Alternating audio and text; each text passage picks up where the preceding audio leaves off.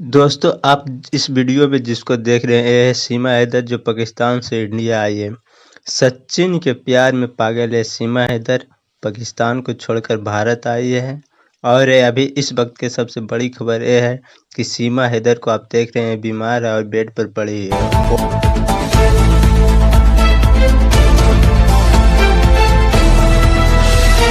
दोस्तों, साथ ही साथ ये भी दिख रहा है वीडियो में सीमा हैदर को पानी चढ़ रही है, जो यह बता रहा है कि सीमा हैदर बहुत सीरियस कंडीशन में बीमार है।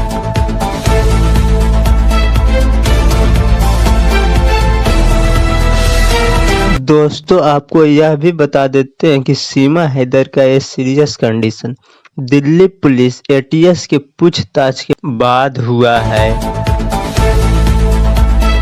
आप लोगों की क्या राय है? अपनी राय कमेंट बॉक्स में जरूर लिखें और वीडियो पसंद आया है तो लाइक और सब्सक्राइब करना ना भूलें।